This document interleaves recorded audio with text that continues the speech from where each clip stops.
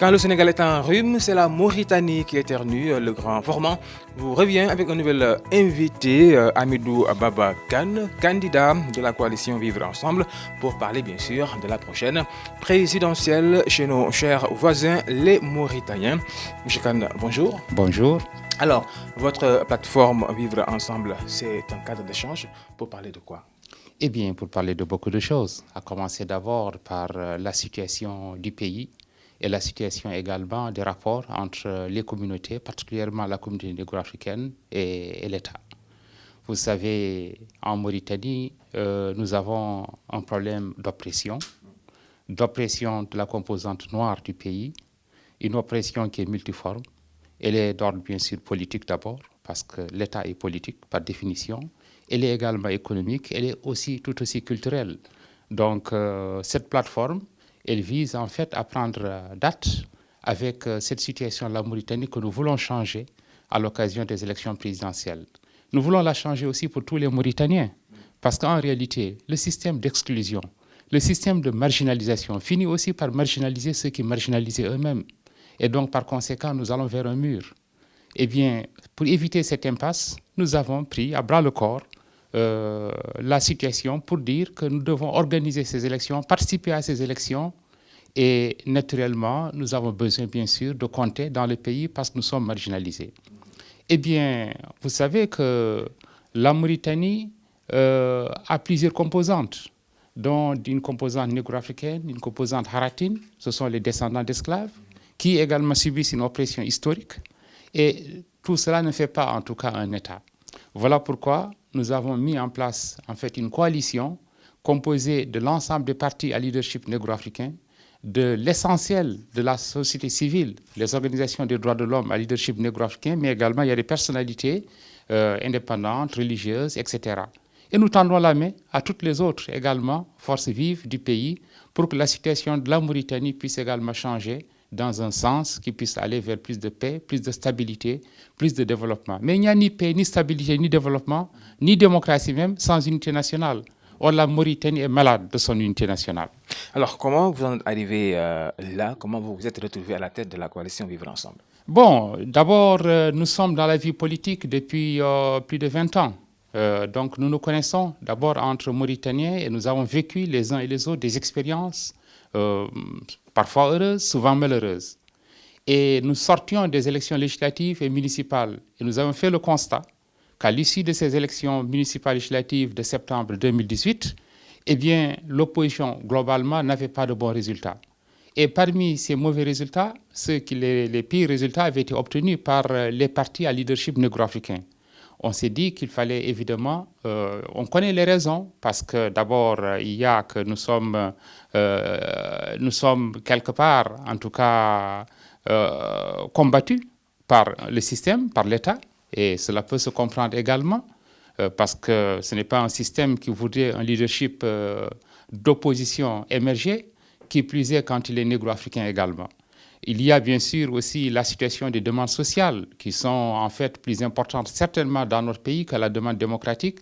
Il y a l'enrôlement qui a fait ses effets, ce qu'on appelle l'enrôlement biométrique qui a fait ses effets parce que simplement il y a une discrimination qui a été orchestrée à l'issue justement de cet enrôlement qui tend à réduire bien sûr le nombre également de la composante noire de la Mauritanie.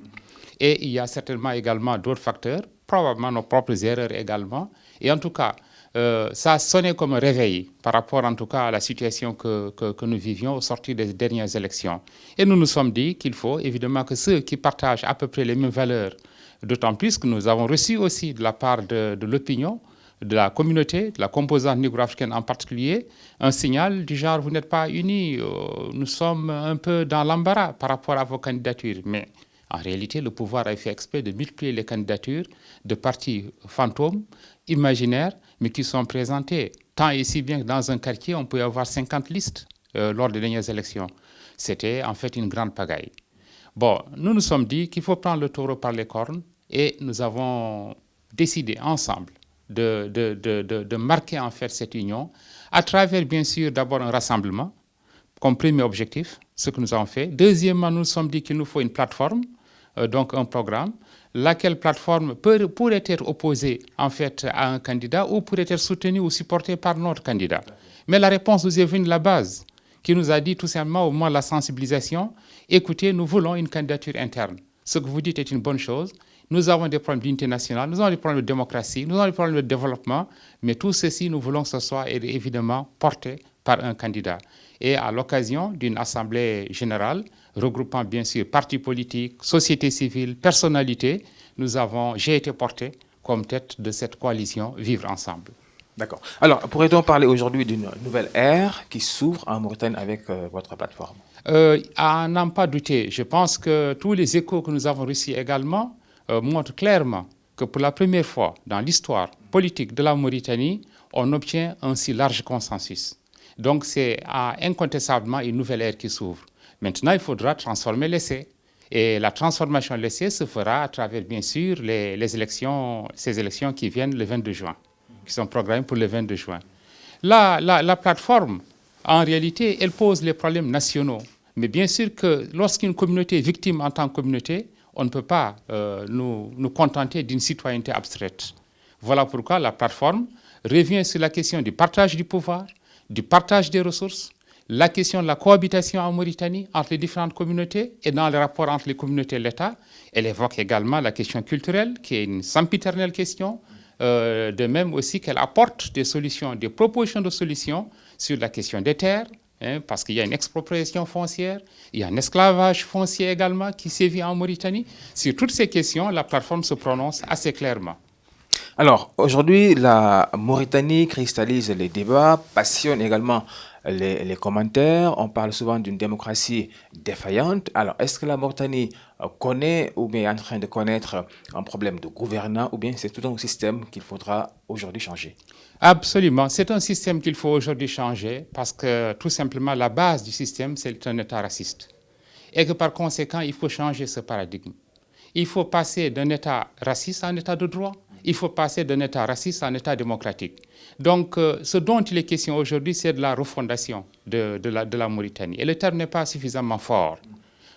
Pour dire simplement que nous venons de loin, la vérité, c'est que pendant ces 60 dernières années, les 3 dernières décennies sont des décennies perdues pour la Mauritanie. Elles sont perdues pour la démocratie, elles ont été perdues également en termes d'unité nationale. Ce qu'on a essayé de faire durant les premières années d'indépendance, avec à l'époque le régime du parti unique, c'était certes du colmatage, c'était certes du replâtrage, mais au moins ça tenait, les formes étaient là.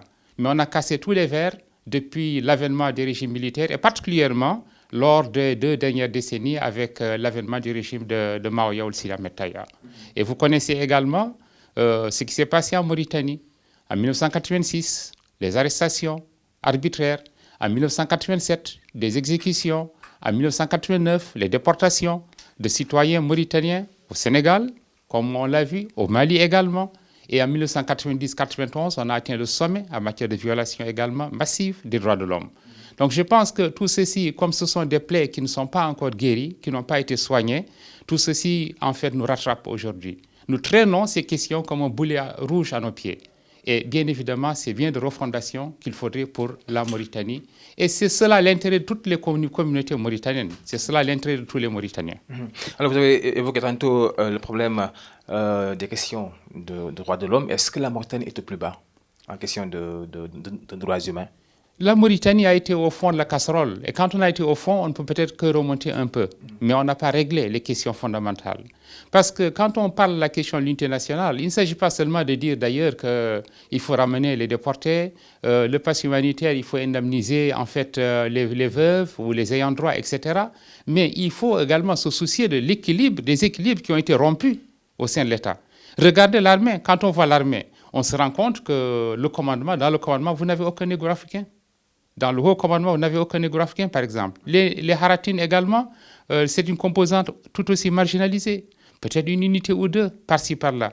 Mais je pense qu'on ne fait pas un État comme cela. Donc, véritablement, il y a beaucoup de choses à revoir en matière, bien sûr, de droits de l'homme.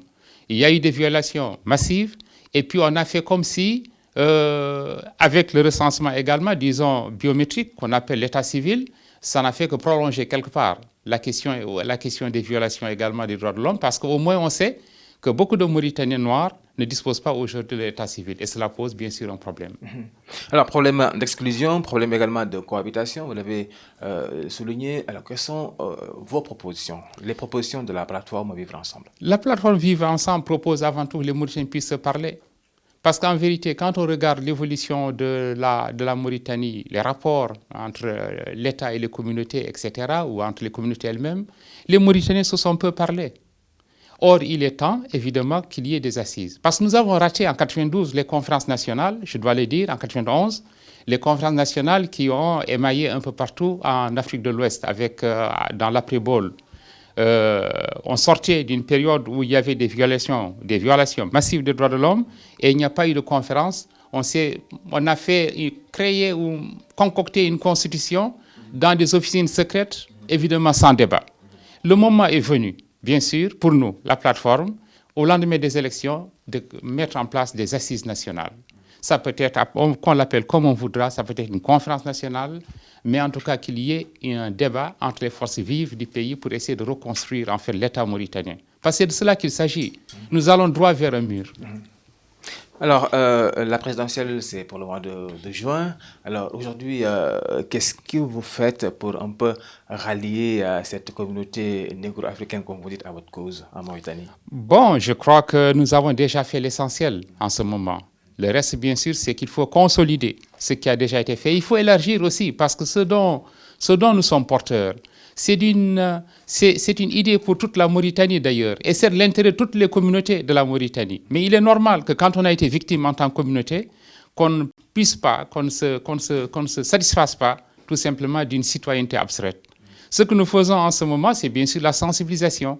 Ce que nous faisons en ce moment, c'est en réalité à la limite, nous tentons de réveiller ceux qui sont déjà éveillés. Donc, la tâche n'est pas très ardue. Le reste, c'est une question maintenant d'organisation, surtout pour lutter contre la fraude, par exemple, aux élections, et pour défendre également les résultats que nous allons en fait obtenir. Je pense que l'effort doit porter dans cette direction-là. Alors, vous êtes à la tête de cette plateforme Vivre Ensemble. Est-ce que vous êtes conscient que la mission, elle est quand même grandiose, elle est lourde? Tout à fait. C'est une grande responsabilité. C'est une grande responsabilité. Je le sens, je le ressens comme tel. Mais l'enjeu en vaut la chandelle. Parce que nous n'avons pas le droit non plus de nous débiner par rapport à nos responsabilités. Et que nous le faisons même, je dirais, pour l'histoire. Et c'est en cela, évidemment, que la tâche est également exaltante. Parce que le pire qui pourrait nous arriver, c'est que demain, que les enfants nous disent « Papa, tonton, où est-ce que tu étais quand la Mauritanie était dans cet état-là, à ce niveau ?» Que vous n'aviez rien fait. Et que nous n'avons rien fait. C'est cette peur de la sanction collective de l'histoire qui nous a habités et qui nous a conduit justement à mettre en place cette coalition. Alors aujourd'hui, comment se porte la Mauritanie, économiquement parlant? Économiquement parlant, c'est un pays, en fait, qui, paradoxalement, est potentiellement riche, mais paradoxalement, ses populations sont pauvres, pour me résumer. Et il suffit de voir l'ampleur de la misère qui règne justement en Mauritanie pour se rendre compte de l'état de délabrement en fait de son économie. Je donne juste quelques petits exemples. Quand vous regardez aujourd'hui simplement le niveau d'endettement, 98% du PIB. Et sans dire non, or il n'y a pas de qualité de l'investissement également. Quand vous regardez l'état des infrastructures en Mauritanie, c'est assez déplorable. Il suffit de faire la route Rosso-Nouakchott qui débouche vers le Sénégal pour s'en rendre compte. Et que des programmes majeurs sont ralentis parce que simplement ils ont été mal gérés. Et malheureusement aussi, nous avons ces problèmes de gabegie, nous avons ces problèmes de surfacturation. Bon, nous avons ces problèmes également de montée des prix, des conditions difficiles. Et vous savez que nous sommes un pays qui doit pratiquement importer 70% de ce qu'il mange à l'intérieur, ce qui montre la dépendance en fait de ce pays. Et cette situation n'a pas évolué depuis pratiquement 20 ans. Alors vous voyez bien que les problèmes économiques de la Mauritanie sont là. Et pourtant, c'est bien un pays potentiellement riche, comme je l'ai dit. Quand on a l'une des côtes les plus poissonneuses au monde, quand on a également le fer, l'un des principaux producteurs de fer en Afrique, on a également l'or, qui monte également en flèche avec des sociétés qui accourent vers le pays. Quand on a également une agriculture dont on sait qu'elle peut reposer sur un potentiel de plus de 140 000 hectares irrigable. Quand on a un élevage également, dont on sait que l'élevage sur pied est exporté dans la sous-région, eh bien, on peut dire que le pays est potentiellement riche et il y a d'autres minerais que je n'ai pas évoqués également. Mais la principale faiblesse, bien sûr, réside dans la gestion des ressources, d'abord. Et vous avez aujourd'hui un niveau d'endettement par rapport au PIB de 98%. Vous avez un taux de chômage de la population active de l'ordre de 36%. Et donc, et pour une population d'à peine 4 millions d'habitants, même pas. Donc, il y a un abîme, en réalité, entre le potentiel de la Mauritanie et ses capacités redistributives, les capacités redistributives de l'économie. Donc, vous voyez bien qu'on parle du domaine de l'éducation, où vous avez, par exemple, un taux d'admission au bac inférieur à 15%. Cela pose problème. Lorsque vous voyez le domaine également de la santé, j'ai dit souvent que les Mauritaniens ont plus peur de leur structure de santé que de la maladie. Parce que véritablement, la santé, c'est là aussi où le bas blesse. Et on les retrouve, pour ceux qui ont un peu de moyens, dans les pays de la sous-région. Et on a l'impression que tous se soignent à l'extérieur. Donc cela pose problème. Donc la Mauritanie, économiquement, se porte mal, je dirais même très mal. Voilà, c'est fini donc pour le grand format. Merci beaucoup d'avoir suivi. Rendez-vous prochainement avec notre invité, toujours selon l'actualité sur Dakaractu.